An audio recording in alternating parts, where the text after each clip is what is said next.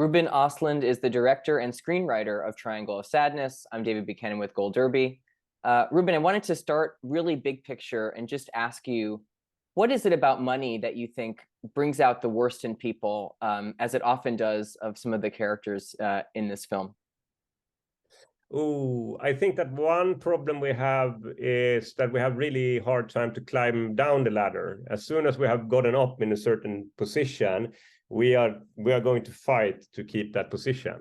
And that is probably the biggest issue with that. Definitely when it comes to big like society questions and obstacles and problems that we are dealing with, that we are not really willing to climb down the ladder. Yeah, we see that with a lot of the characters here, including Carl and Yaya in the opening of the film, which I just love. And I wanted to ask you, I've heard you say in previous interviews that that argument is based in part on an incident you've had in your own life. So what does it feel like, and how do you go about kind of fictionalizing, a personal story and dramatizing it on screen? And how does that, why that as a perfect way to open Triangle of Sadness? Well, first of all, it's very painful to do it, especially if it's something like the bill scene that is in Triangle of Sadness, because when I was dealing with the theme of Triangle of Sadness, I realized, okay, this film is about beauty as a currency. It's about the gender roles, the social contracts, and so on. That is dealing with economy in some way. And I was quite a long time looking for a situation or something where I could bring down these thematics to a very simple situation. And then I was reminded of when me and my wife, when we met quite early in our relationship, that I was going to dinner together with her and I wanted to impress her. So I was paying for her the first time, the second time, the third time. But then I also started to feel like I can't play this role of being a sugar daddy in this relationship because I like her too much. And we have very different upbringing, I think. I come from a Swedish social democratic society, single raising mother. And she's coming from like a more patriarchalic society, which is the German society. And there's a lot of things that culturally we carry with us when we come into that situation. So when the bill is coming on the table, I think if a woman feels like if she picks it up, she's maybe also scared that the man will feel offended. And if I'm not picking it up, then maybe she feels like, okay, am I not good enough? So there's something that it's very complex when it comes to how we're dealing with that. And this was a very, very painful memory for me because it ended up in an absurd fight. And there's few things that I'm more ashamed of when my male ego is dealing with like am I sheep, like it's something it's connected with so many things that I've learned what I not should be as a man that make me like almost paralyzed when I'm trying to deal with it. Yeah, it works so well to open the film. And I also just love the way you've shot a lot of these kind of everyday quotidian feeling scenes, like the discussion in the cab. Like I was just really marveling at, the choices you made with the camera in terms of capturing situations that we all probably have been in and know well. Is that something you think about when you are filming, kind of your everyday characters, even though, these are models, so they're a little bit of an upper echelon, but, how do you go about kind of approaching shooting kind of the ordinariness of every day, I guess is the question. Well, the thing is that it's interesting when you get a little bit of experience of life and you get the experience of people also there is like on the top. The only thing I've learned is that you are just going to experience another human being. So all the kind of projections you do on, for example, celebrities or rich people and so on, in the moment when you get next to them and you start to have a conversation, you just see another human being. And so it's very important to always treat my characters 100% so I can relate to their behavior. If I can't relate to their behavior, if I'm thinking about the setup that they are dealing with and have an understanding for the setup what they are dealing with, if I can't relate to their behavior, then I'm failing as a director, and I would probably not include it in the movie. So And the same thing when I'm working with actors, I ask them constantly, okay, is it believable for you, this behavior? And we are trying to, even if it's an extreme behavior, we're trying to figure out, okay, with this backstory, with these elements in the scene, is it possible then? And sometimes the actors say, no, it's not possible for me to do it. Then I get really happy because, great, we have identified a problem here. And it is probably possible to solve it by changing some of the elements. It's more like an approach almost that I'm reconstructing scenes that never have happened. And sometimes it's scenes that have happened, of course, but sometimes I have an idea about the scene that I don't have any experience of, or I don't have anyone else have experience of it. But I always approach it, is it believable? Do I believe that this behavior is possible? Yeah, speaking of trying to capture and relate to all types of characters, let's talk about who you populate that luxury cruise liner with in part 2, because the characters are so enjoyable to watch and at times outlandish, but also, so kind of, we're just kind of enwrapped in what's going on. So talk about kind of, how did you narrow down and choose out of all the possibilities of people that you could put on that luxury cruise liner? We have Russian oligarchs, we have a socialist captain, we have British war profiteers, just a wonderful cast of characters. Talk about choosing what type of people you wanted to represent. Well, the Marxist captain, I would say, he came up quite early in the process of writing the script. And I just was fond of the idea of someone reading from the Communistic Manifesto through the speaker system out to passengers that is dealing with seasickness and like vomiting at the same time, have to hear him ranting about socialism and communism in the speakers. So he was probably the first character that I knew that I wanted to put on the cruise and on the yacht. And then I was also interested in, of course, the arms dealers, and I thought it was something that I had not seen before. Very sympathetic arms dealers. That it's not maybe very often we see characters that are dealing with arms, but I wanted to make them very, very sympathetic. Basically, the most sympathetic characters that I have ever portrayed. And I was very in love with the dialogue that I had come up with. That is, so what are you doing? Well, our products have been involved in many conflicts for democracy all over the world. So what kind of product is that? Well, basically, our best-selling product is the hand grenade. And of course, then also that they should be blown up by their own manufactured hand grenade. So when I think about the theme and I'm playing around with ideas, all of a sudden you come up with an idea that is connected to maybe then like a Russian oligarch, or that have made all his money in selling fertilizer, and from that comes I sell ships, that line. So it's a love story with different lines and different characters, and then of course you have to reduce the amount of characters, otherwise you don't really have time enough to tell each and every single little episode. So it is right, as you said, like, okay, it's from a spectrum of different ideas, and then I had to cut away some of the characters and focus more on others. Yeah, of course. And you mentioned, of course, the kind of centerpiece of part 2, which is this long, wonderful sequence of seasickness and just everything cataclysmic that could go wrong on this ship. Just talk to us about technically putting that sequence together, because it's an absolute marvel to watch. What was it like to kind of put together behind the camera? What were some of the challenges of bringing that extraordinary kind of set piece to life? It was fun because I have a set designer that I've been working with now for Force Majeure, the Square, and now Triangle of Sadness. Josefin Åsberg is her name, and she is completely crazy. She have no problem with any challenge that I give to her. And I asked her when we started the project if it was possible to build the interior of a luxury yacht on a gimbal so we could rock it as much so the furniture starts sliding in the room. And she's like, yes, we can do that, And she is building this fantastic set piece. So if you would go and look at the details of the set, it's not possible to see any difference from a real yacht.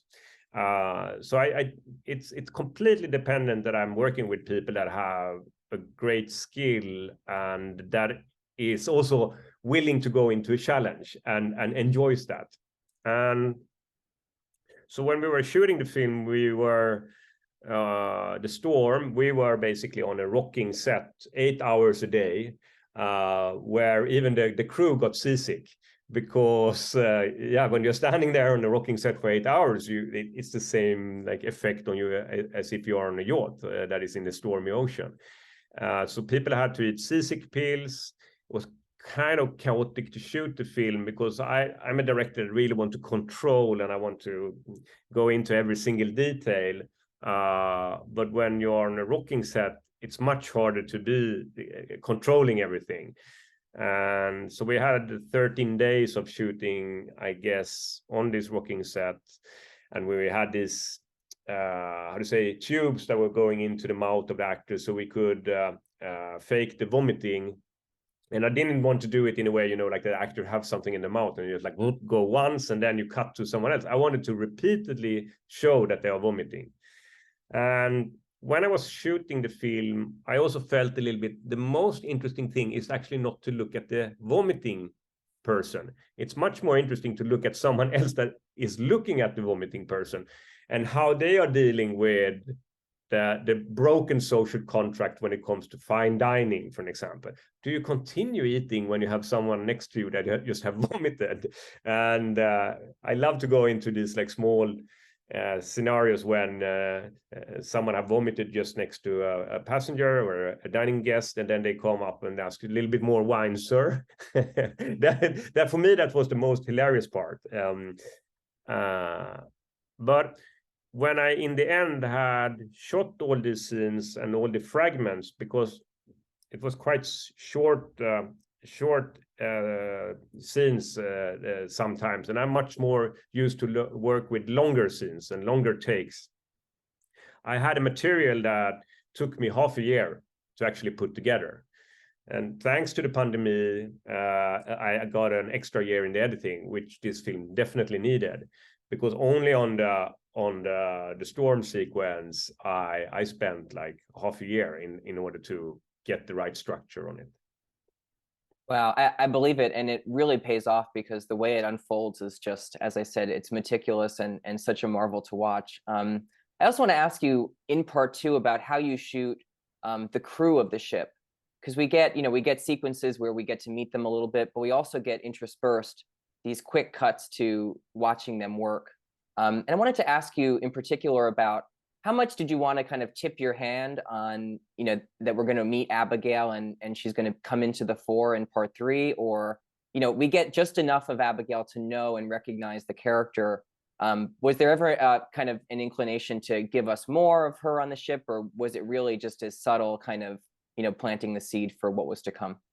I actually had a scene where Abigail was cleaning up in the gym.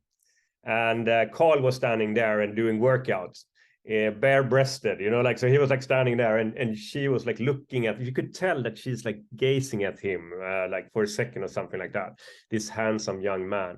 So in the script at one point I had a plan to, I would say, bring that in on the yacht, and maybe it would give something to the island.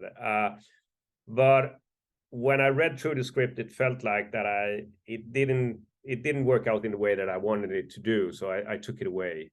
And then I decided for a little bit of a different approach. And it was that it would be interesting if not all of the viewers or the audience have really seen Abigail on the yacht. That it is also like with this kind of service workers that is like working like a cleaner or a janitor on a hotel, that they are invisible, that we don't see them because they are, it's like a certain kind of behavior we human beings have when it comes to hierarchies, that it's studies that actually shows that we feel more empathy upwards than downwards. It's scary, but it's true.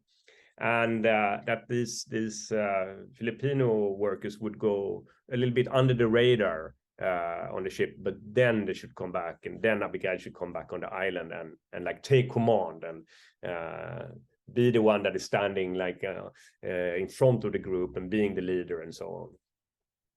Yeah, let's talk more about Abigail, specifically in part 3 on the island. When we meet, we really get to know her and really get to also just enjoy Dolly De Leon's performance. She's just marvelous in the role, such a standout. Talk about working with her and really finding the character as you were in production. What was that collaboration like, and how much did it change from, maybe how you envisioned Abigail on the page to what Dolly was bringing to the part? It's interesting with the Abigail character, because many of the other characters I have evaluated in a different way when I met the actor. Like Dmitry, the Russian oligarch, I thought he would be much more tough and macho. But when Slatko was playing him in a very joyful and happy and warm way, it was like, I felt it's perfect. But when it came to Abigail, and Dolly De Leon did test filming in Manila, and an improvisation around the scene when she takes command, when she says, here I'm the captain. She did it in a way that it was impossible for me to think about another actor to play this role. She was just there. And the challenge with the character of Abigail, I would say, like, she arrives to the island, she goes fishing, and then she takes command. And in the beginning, when she arrives to the island, she's still on the bottom of the hierarchy. So she should, in 3 scenes, go from the bottom to the top, which was the greatest challenge to make that believable. And I felt that Dolly De Leon, I saw, it's possible. We can actually follow this character on that journey, even if it's in 3 scenes, and we will believe that she's taking command on the island. So she does an extraordinary performance, I think, and Dolly have no problem of playing high status, and she is a sharp, intelligent person that can put people on their place, and so it was easy to make that decision. It was probably the most easy when it came to the whole casting process. Okay, Dolly De Leon is going to play Abigail. Yeah, absolutely. And before I let you go, Ruben, I wanted to ask you, not to spoil the ending or kind of demystify what's going on there, but take us inside that final shot. I mean, the whole final sequence is so enjoyable and even shocking, to see where the film kind of cuts to black. What can you say about just your intention of what did you want the audience to feel when they see that final moments on screen? What was in your head about kind of the response that you were hoping to get? Well, I had an idea that the dilemma that Abigail is dealing with in the end, I wanted half of the audience to say, kill her. Now I'm spoiling, but I have no problem with spoilers as a director, so I hope it's okay. I hope you get curious to watch it if you have not watched it. And I wanted half of the audience to say, no, please drop the stone to the ground. But I wanted all of the audience to identify with the dilemma that Abigail is dealing with. A dilemma is something that is very efficient to use when you are writing script or looking for scenes that have a certain kind of power. It's a situation that is easy to identify but hard to handle. And a dilemma is where the character have 2 or more options on what to do, but none of them are easy, and all of them have consequences. And I think I was inspired of a German theater director that is called Thomas Ostmeier. He did a great take on the play Folkfienden of Ibsen. It's a classic theater play by Ibsen. And he ended that play so beautiful in a dilemma. And then it's like, it was ended. And like, I have to like, shit, I actually, me too could have ended up in that dilemma and had the problem of choosing from the 2 different options. So it was Thomas Ostmeier that made me try to go in that direction. Well, it works incredibly well. Ruben Östlund, congratulations on Triangle of Sadness, and thank you so much for talking to Gold Derby today. Thank you.